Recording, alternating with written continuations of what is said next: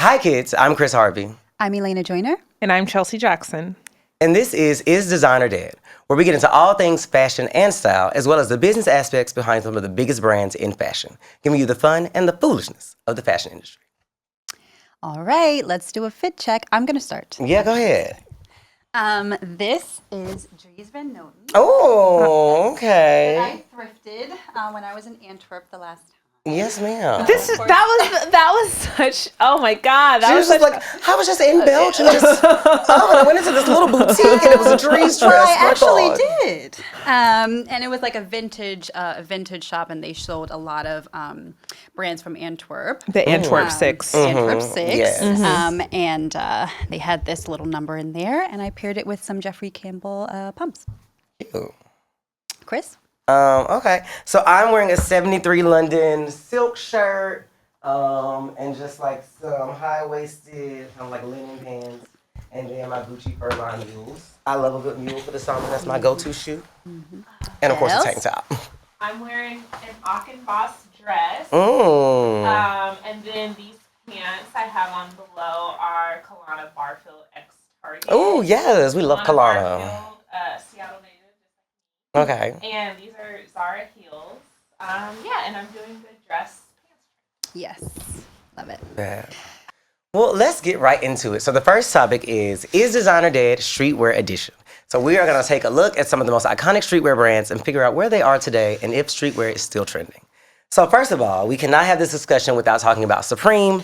Originally founded by James Jebbia, it really kind of cemented the exclusivity and the drops and all of that type of status, and it was built on kind of like a scarcity model, right? Mm-hmm. And so it was a super popular brand. We all remember the iconic LV Supreme collaboration. Mm-hmm. And so the brand really cemented itself as a huge powerhouse in fashion beyond kind of the halls of streetwear.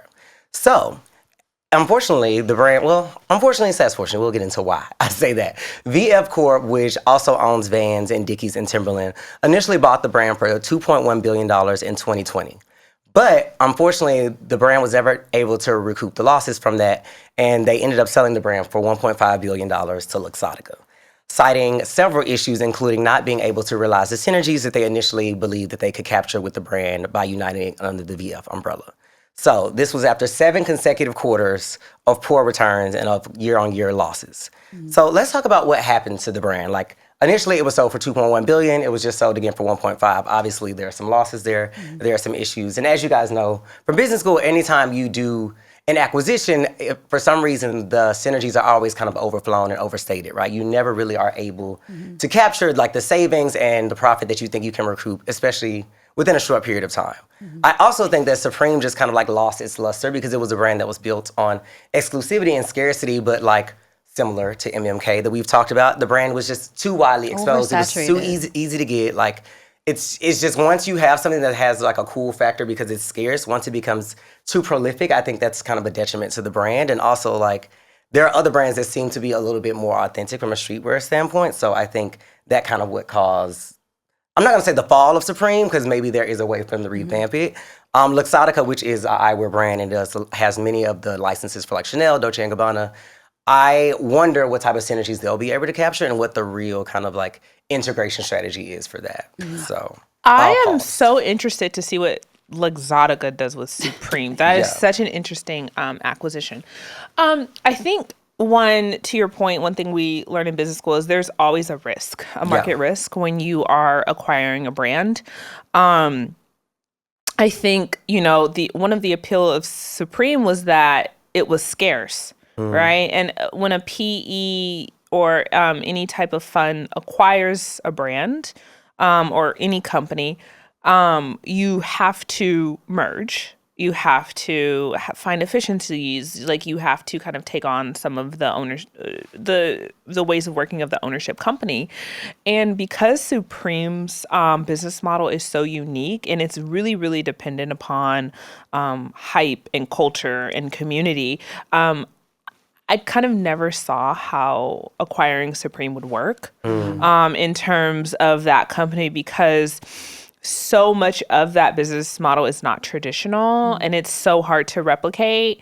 And it's almost like like a charismatic leader of this is a horrible comparison, but it's like a charismatic leader of like a religion or a cult or something like that. It's like, yeah, like or any type of business, like Steve Jobs, right? Yeah. Of any type of charismatic leader. It's like Apple without Steve Jobs, yes, it was able to go, but Steve Jobs had to come back to like bring it to prominence, right? Yeah. Like that you have to like kind of keep that person to keep things going. But that I don't see Supreme ever having the prominence that it once had, because they would have to continue that model, and it's just, I don't know how. The thing is, I feel like there are some other brands, like Kith, for example, that have continued that model, but the products that they put out, the timeliness and like the way they position themselves is not as like super saturated, even though they do a lot of collaborations throughout the year. But I think it's more rooted in authenticity, and it's more rooted. It's like. It's the collaborations that they choose. Are they drop model? Because I feel like they do seasons.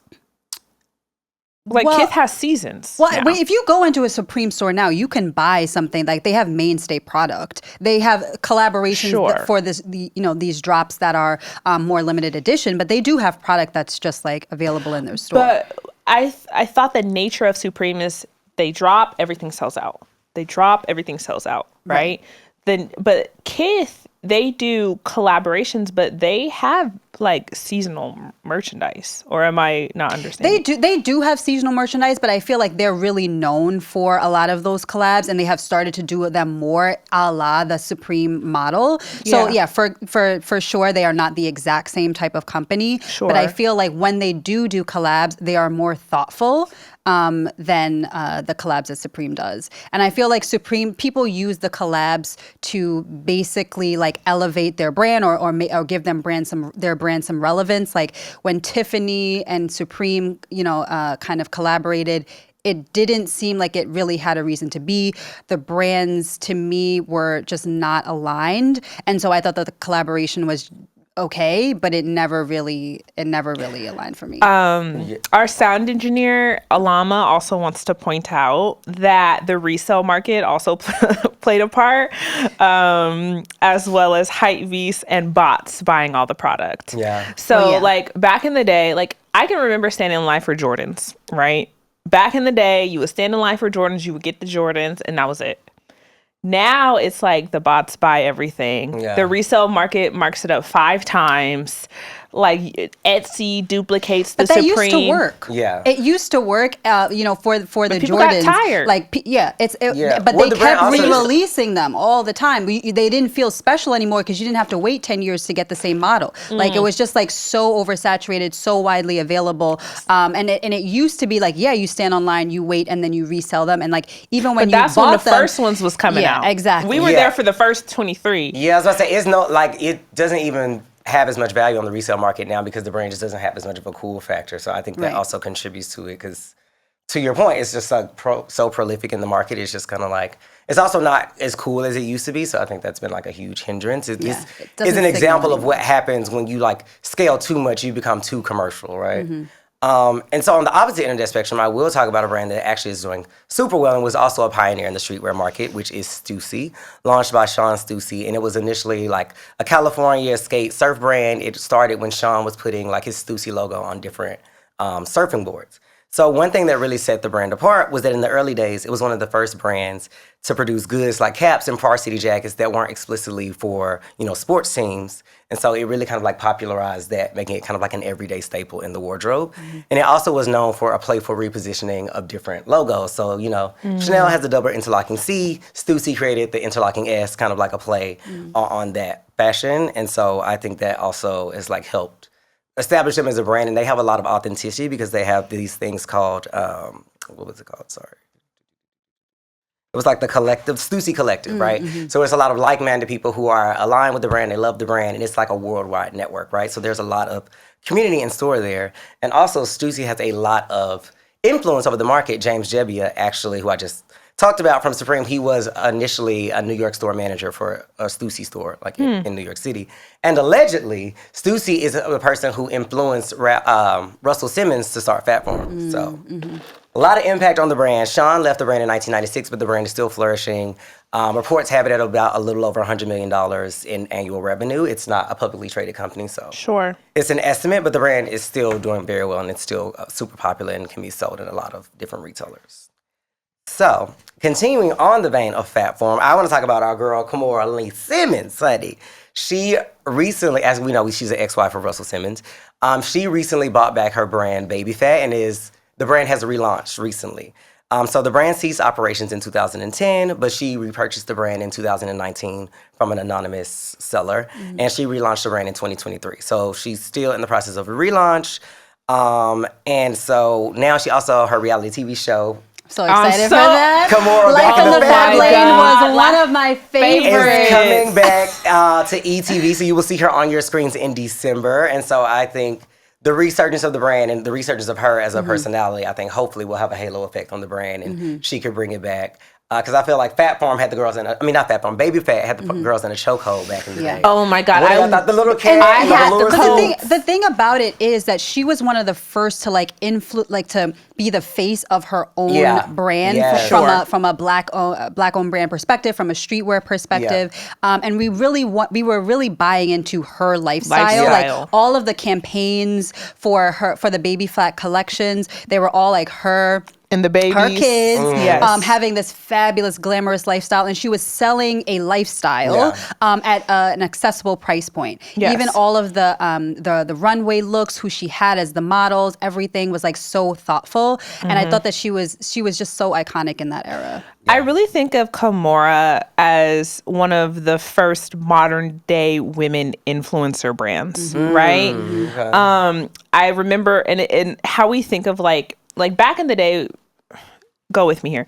Back in the day, artists, musicians could just sell, right? Now they're brands. Yeah. I really think of Kimora as like the first modern day, like street woman's brand. Like she had her man, she had her kids. They were also influencers. They were in the ads. Like she had the runway. The kids walked down the runway with her, which was not really popular, like not popular, but common during that time.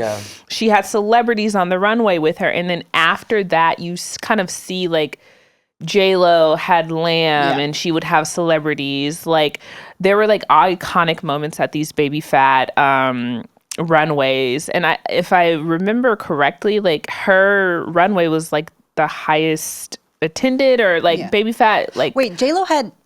Wait, that was Gwen Stefani. Gwen Stefani had Lamb. J-Lo had J. Remember she had the brand, not just J-Lo. She had that like. Oh, the elevated brand. The elevated brand. Look that up. But J-Lo, Gwen Stefani had obviously Lamb. But I think of Kimora as like really monetizing her lifestyle, and in the same vein obviously as Russell Simmons, but also Diddy, who had all of these other all of these things that happened, and also a reality TV show. He was one that also reclaimed Sean John, of course, before all of these scandals happened. He had reclaimed Sean John, and he said, he posted something, "I got my name back," which I also ended up posting on Join Black because at the time I was happy for him. At the time. I actually loved the story of people reclaiming their fashion brands back. I would like to see FUBU back. I think Damon John actually either he bought it back or he's in the process of buying it back. But that was also he wasn't necessarily the face of that brand. But I'd like LL to Cool see, J. LL Cool J was more of the face. But I would like to see more of the black celebrities have brands that are really focused on their lifestyle. Elena, do you want to get into style on the small screen? Sure. So now it's time for Style on the Small Screen, where we get into all of the fashion of our favorite TV shows and movies. And this week I want to talk about And Just Like That. So my thoughts on Just Like That. This is separate and apart. This is separate and apart from the actual show and what we think about it being a spinoff of Sex and the City. Let's just talk about the clothes and get into the clothes, because I have all the sorts of thoughts about the 3 episodes that we have, but let's just stick to the clothes. Because that is the scope That's of the name this of the game. assignment. She said it's not second, I choose. This is the assignment. We need to understand it. Okay. So for me, far and away, the style icon of the show is Nicole Ari Parker as Lisa Todd Wexley. Lovely. I disagree, but we can go through it. We'll talk about it. Okay. I think she's the the style icon of the show and just like that. Because I feel like her outfits are always interesting. They don't feel super like kooky. Like I feel like sometimes Sarah Jessica Parker as Carrie and just like that, they're just like experimentation for experimentation. I hated that big mushroom hat she had on that first episode. I hated feel that like too. it felt like just like Super doing Mario things character. just to do things. Yeah. And I feel like the outfits didn't seem to come together this season. But Lisa Todd Wexley, Nicole Ari Parker, her outfits were always interesting. She plays with a lot of accessories. She plays with color. She has a couple of wigs that she rotates. She doesn't ever seem matronly, even though she's a woman, in her 50s. And sometimes Carrie can get a little matronly, and definitely some of the other girls as well. Not that I don't want them to dress how they feel most comfortable and beautiful, but I feel like the show was, was supposed to show, let's say, how women in their 50s and of a certain age don't lose their sexuality. They don't lose their kind of individuality. And for this particular season, I feel like Seema hasn't shown up in a way that's she stylish or she's fashionable. always been my favorite. She's kind of disappointed by her. Very disappointed. I mean, she kept with the earthy tones and kind of more of the business-like metallics and things like that. But it's just so pared down for some reason this season. I don't understand know why. it. Miranda is Miranda. I feel like there's nothing really to be said. Miranda actually had some fits last season. Oh, last season. Yeah, But for sure. This season, I haven't been seeing anything. I feel like Charlotte, I think she always kind of looks good. I don't see them pushing her style necessarily, but I think that of all of the characters of the show, her style has been pretty consistent. Still very good, but not necessarily, I think, pushing the envelope. And Carrie, as I said, I think it's getting a little kooky as opposed to more fashion forward. Yeah. I think Nicole Ari Parker's Wexley is kooky, like Carrie. Kooky. She definitely has kooky moments. She had them tumbleweeds on her neck. That outfit was fierce. And them tumbleweeds on her neck were not. I love it. They were, and then when they were in the park with the dog. Yes, because she had no leather shorts. She looked like Jane Fonda from the 80s. With the vintage, I think it was like a vintage Dior blouse, the color blocking one with the sunglasses. You didn't like that one? No. I did not like. They looked kooky. I didn't like it either. Listen to me. I didn't like the way they styled it. Think about who she is in real life, right? She is an acclaimed artist who lives in Manhattan with her politician husband.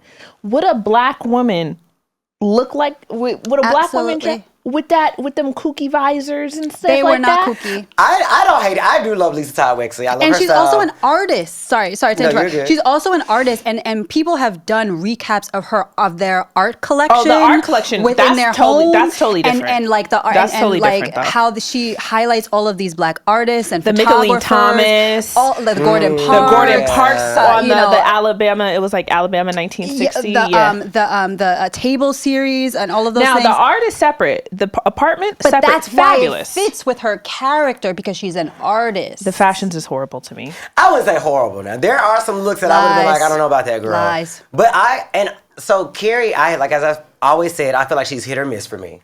I don't feel like she's consistently that girl, but when she is that girl, she's that girl. The Simone Rocha. The Simone Rocha with the flowers. And then in the first episode, she had on like that teal Alex Perry dress, which I love. Alex Perry. Perry too. It's so sexy. Oh, I like the Aquazura shoes. And I did like the Aquazura shoes. So, for me, like I said, she's hit or miss. I do like Lisa Todd Wexley. She does have some questionable style.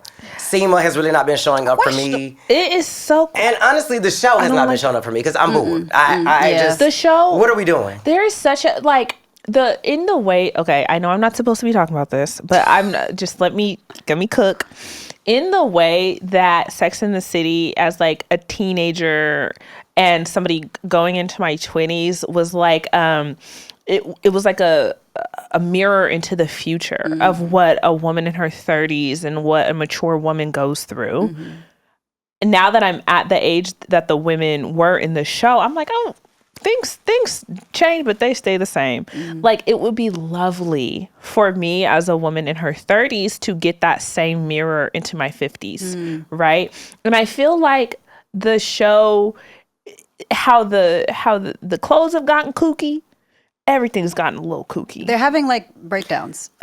Yeah, it's like, and I know women in their age aren't like that because I speak to my mother, I speak to her friends, and I would love to, like, you know, like, I don't understand. Not doing it for you. Yeah, it's lost me. Like, and maybe like Wexley has, she has good clothes, but I know that if like, for example, if she had been in the original show and she had been styled by Pat, the fashions would be like 10 times better. No question. But so I am unable to understand your assignment of thinking about the original show. It's just kooky all around. All right. Well, we have a lot to cover. We are not going to talk about it just like that all day. So Getting into the next segment, we are going to talk about Nouveau News, the segment where we talk about the recent news in fashion. So next we have Demna's debut at Gucci, which will be happening in September. So rumors are instead of the traditional model where, you know, you show the new season, buyers place orders, it's available in stores later, they'll be moving to a buy now model for the fashion that's coming down the runway, which I am so here for, honestly. So Hanifa uses this model.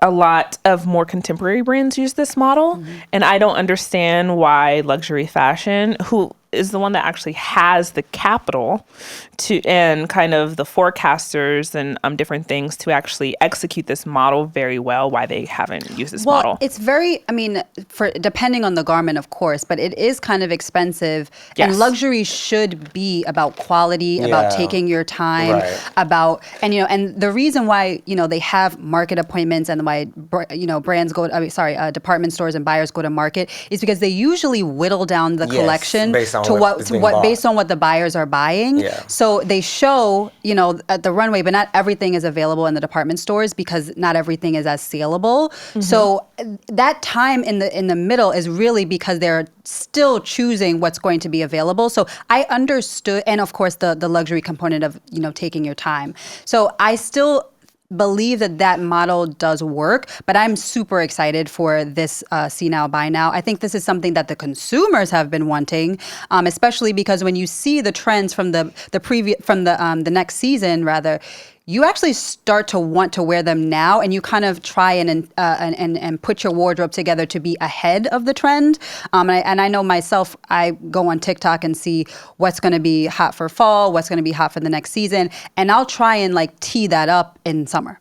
Or I'll try and tee that up, like at least the colors, you know, I'll start buying things. So it's like by the time it gets in season, and especially when the celebrities are usually wearing it a season ahead, it's a little outdated by the time it gets in season. Yeah, I mean, two things. I just worry about the supply chain impacts and just like how much this is going to force all these people to do all of this extra work and create all of this additional capacity. And I also worry about like consumers having this sense of urgency that really has caused a lot of stress in the fashion industry by making them create all of these things because people want to consume more. So I think this see now, buy now model is going to like exacerbate that issue. And like, as we know, if one brand does it and it's successful, now all the brands are going to be doing it. And so now there's going to be a push for the design team and all of the artisans and everyone to have to like work twice as hard because now they got to get things and make sure it's ready and it's producible and like it can be available for purchase. So I don't know. I worry about the implications, but I do think it's a cool idea. So I'll be intrigued to see how they pull it off.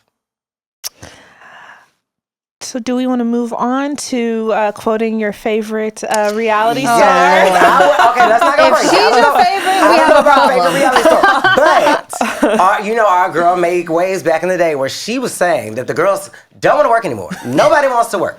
So with that segment, we peeking back between our careers in fashion and in retail, I really want to pose this question to you guys. Knowing what you know now about retail and fashion, like, would you still pursue a career in the industry? Why or why not?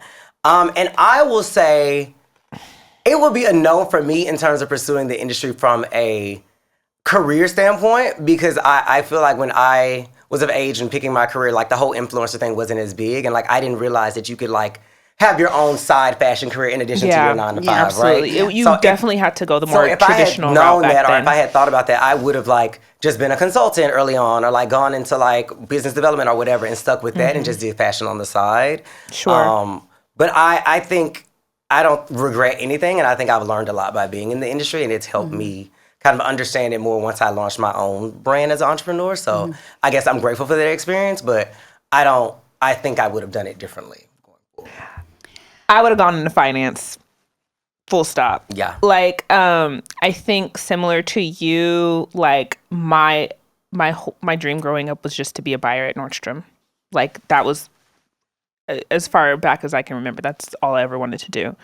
And then as I got older, I realized that, like, you know, a lot of the women who are in the industry, in the industry and able to afford to be in the industry continuously are women who are married to rich people, or or their families are rich. Or their families all of are the buyers rich. at Bloomingdale's had Are rich. VP of finance husbands. Yes, exactly. So after working as an assistant buyer and then, you know, going more into tech retail, I realized that the people who I was working with, they didn't have the same background as me, and I was aspiring to a job that really I wanted to be able to like wear the clothes and be in the community with the clothes, and you know, talk about the clothes. I didn't actually like enjoy like the actual day-to-day work of retail. I just loved clothing. I'm happy that, you know, I have that experience, like obviously read a P&L, like know how to source, know how to produce, etc. But I would start in finance and then I would work my way to retail finance or something like that. So much, yeah. Yeah. I completely disagree with you both. For myself, That's good. I this industry is the only industry that's ever really held my attention. Okay. Sure. And when I was working in retail and department stores, that skill set that I had on top of me just loving working with product every day, like as a buyer, as an assistant buyer, you always get samples, you always feel things before going to the market appointments, like actually being around clothes and product really shaped how I thought about fashion. Sure. And as an outsider looking in, you know, versus, you know, being involved in the actual decision making, I think it was invaluable for me as just a fashion lover, but also a person who wants to have fashion as part of their career for the rest of my life. I also saw kind of opportunities for me to start Join Black. You know, how do brands get introduced to buyers? How do brands get to be a part of the conversation for retailers? I know how that process works, and I know how I can insert myself in the process now. Sure. So it was definitely a learning experience for me, but I definitely appreciate it. And just the skill set that you have as, you know, being a part of a buying organization, it's one of the skill sets that I draw from the most. And when I was a consultant, you know, where I'm working now, like I always think about how I can evaluate businesses, how I can drive strategy and all of those things. And you never really think about that skill set that you get from retail as being, you know, applicable to so many other things. Yeah. And I definitely didn't know it at the time, but I really did appreciate it. So I'll be the lone fashion professional who doesn't regret anything. I'll be happy with that. Okay. All right. So let's go into a segment called Is Beauty Really Pain? Yes. Where we talk about the hardest trends, styles, actual SKUs, fashion products to actually wear. And have we ever tried them? What do we think about them? And would you recommend them to somebody else? Let's start with everyone's favorite, the So Kate from Louis Vuitton. Yeah. And of course, this is Zendaya's favorite shoe. Yes. She has a very slender foot, I may add. So it's she can probably walk a mile in those and not feel it. Yeah. But I mean, at this for me, I'd wear a Louboutin, but I would not wear a Socate. It's not my shoe. I remember trying one on when I was working as an intern at Glamour magazine, and I was like, ooh, a red bottle, like, let me put this on. And I was like, how are these people wearing this all day? Like, what is this, like, just immovable item? Like, it just was not, it wouldn't move. I was just like, okay, well, I don't know what the girls are doing. So, yeah, respect to all the girls in the Socates. Y'all, I don't know how you do it, but I love that you are that committed to the fashion, girl. Good for you. I have actually owned a pair of Socates. I walked across my floor like a baby giraffe, and I promptly returned them. Yeah. Highest respect to the girls that wear Socates on concrete. Yeah. They're not good for New York City. No. They're not good for New York City streets. Last one that I had was the Vivienne Westwood Naomi 12-inch platform shoe. Now, a platform I can get with. But a 12-inch. So I've only done up to 8, personally. This is the one that Naomi Campbell fell down on the runway. Yeah, I was about to say, didn't someone fall? Okay. Yes, it was Naomi, and that's why they purple called the Naomi Vivienne Westwood pumps, because So she I fell on the heard that. runway. Oh I my personally God. can't tell. So the 8-inch heels that I've worn before, I love a tall heel. The 8-inch were comfortable. I would put the Rick Owens to you for the pump. For the platform. Oh, yeah. Yeah. So, I probably would wear that because I love a heel, but I don't like the way they look. Like, I wouldn't be afraid of wearing a heel that high, but I No, just don't I wouldn't like either. the way they look. I wouldn't be afraid of wearing So- a heel that high, but the 8-inch were quite almost comical. So 12 is like... So 12, it would look like Still- cray cray. Yeah. But yeah, I think that I wouldn't even want that from any perspective. Yeah. So last but not least, we're going to give a few tips for staying chic in the summer heat. And I think that this kind of comes down to kind of the 2 L's, linens and loose. So my favorite fabric to wear in the summer, and this is definitely part of it, it has to be a natural linen. Yes. So this can be pants, tops, anything that you would want to wear, dresses. And then the second tip is loose. So typically when you want to stay warm in the winter, you wear a lot of layers close to your body. But in the summer, it's really important to wear natural fabrics like cotton and linen loose to your body, tailored still in the shape of your body, but loose. Continuing on that, I'm all about linen. I have on linen pants right now. I also would say the tank top is chef's kiss. You can do a lot with a tank top.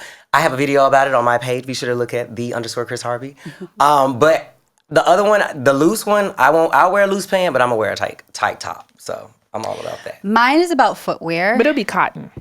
What will be cotton? The top will be Yeah. cotton. Okay. Yeah. Okay. Mine is about footwear. I don't think the summer is the time to have your foot enclosed in a traditional sneaker, in like a pump, or in like a loafer type of shoe. I would try and keep either your toes out, or get a clog or a mule that keeps your ankles out. And if you do have to do sneakers, Dries Van Noten has these Dustin mesh sneakers that are really cute this season. And then my last thing would be about jellies. I know they're all the rage, but your feet are going to sweat if you're in a jelly. I just I bought was the looking pair at of you. I jellies. know. I just bought the pair of jellies when we were out shopping a couple weeks ago. Well, on that note, thank you guys so much for tuning in. Be sure to watch and listen to Is Designer Dead wherever you consume your podcasts. Until then, see you later. Bye, kids.